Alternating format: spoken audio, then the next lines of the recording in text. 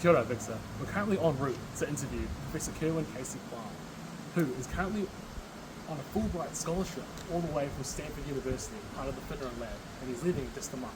We're very lucky to have this opportunity. He's got a completely stacked resume. From this resume, he did his undergrad at Caltech, his master's at Cambridge, and did his PhD at MIT. So, continue watching and join us in this interview.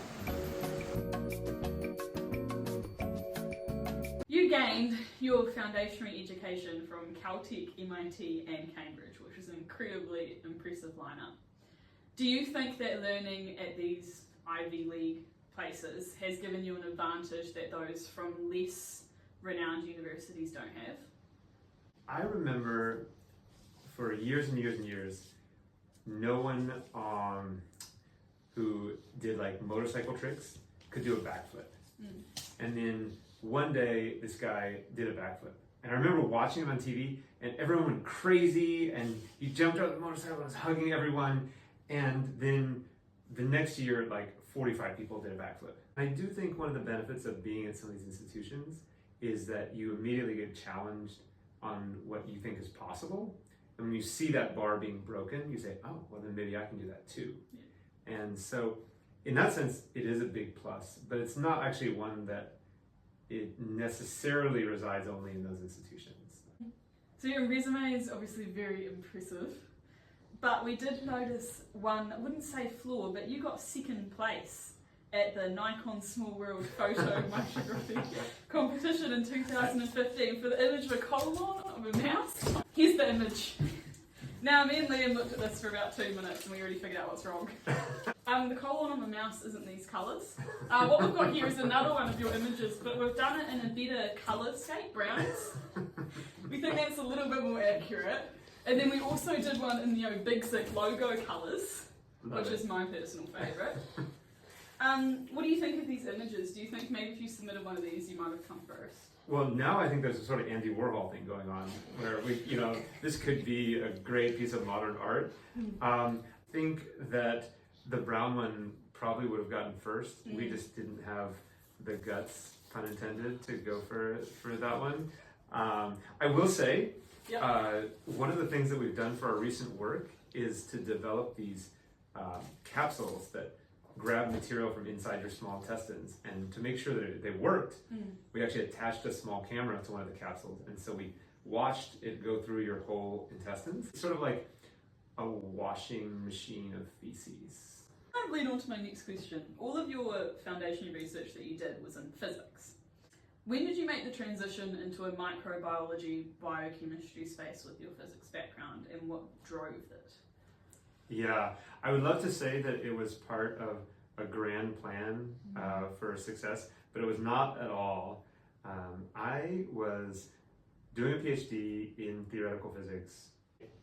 I kept asking myself, what does it look like for me to continue doing this for 10 years? And I just had no picture in my brain. Started asking friends, have you done an internship? What did it look like? And one of them had done an internship and said, you know what? I was going to go back to that internship in New Jersey this coming summer. They got money for me. It's all set up.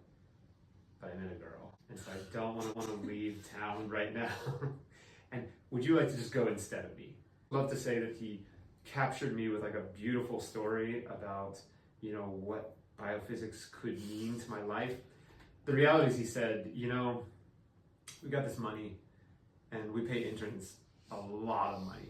It was about 4 times more than my salary at MIT. I thought, I will see you in 2 weeks. The guy in Princeton, he said to me, okay, there are 2 things we could do.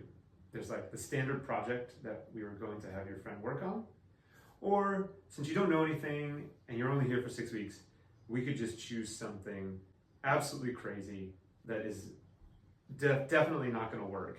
In the 5th week, we had actually almost solved the problem. We were so close that in the 6th week, my last week, his wife was due to give birth on the Tuesday. And he said, I hate to say this, but I really hope she waits for a few more days to give birth. We published the paper a few months later on the work, and it really changed my life. But it was only because I think we have this kind of mentality of like high risk and yeah, let's just see what happens. You mentioned in your seminar that your grandfather, I think, wrote a book that was about merging the fields of traditional Chinese medicine with the biochemical thinking. I'd love to talk about where your excitement lies for this idea of indigenous medicine and how that can be incorporated into our more modern day scientific field. At a very broad level, you know, science is all about finding different ways to think about problems. And usually the sign to me that there is a really important different way to think about things is when everyone gets tunnel vision and gets even more focused on one way of thinking. Traditional medicines are really just this amazing, untapped resource.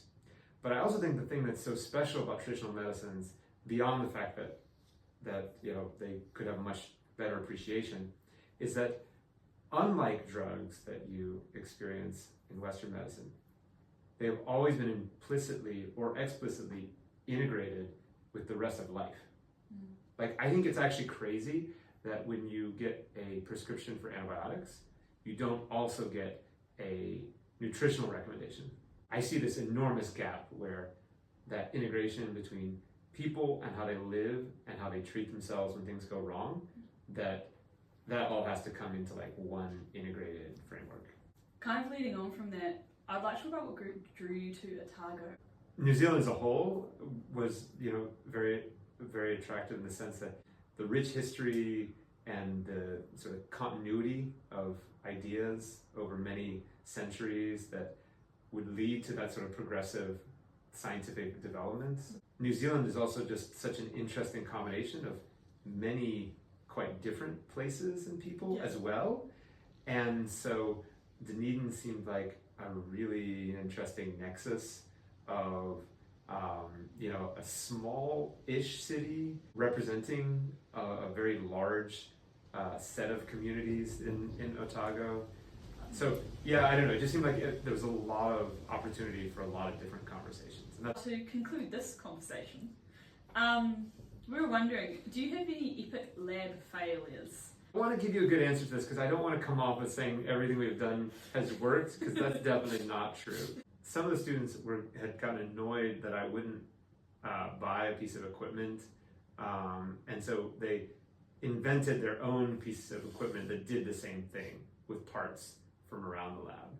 And they showed to me, and they were just like so pleased. I said, "Wow, this works great!" And, you know, so how much did it cost, like all the parts that you used?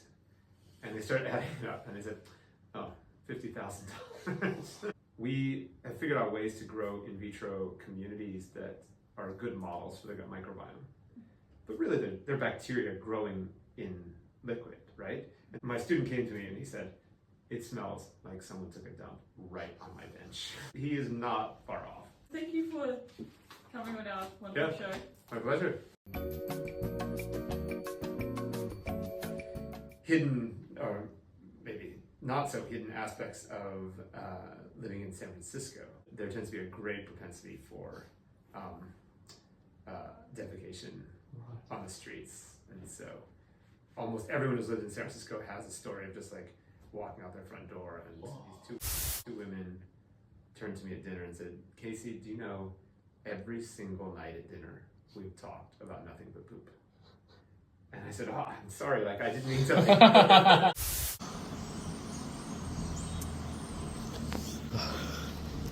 It's not even hard, it's kind of cool.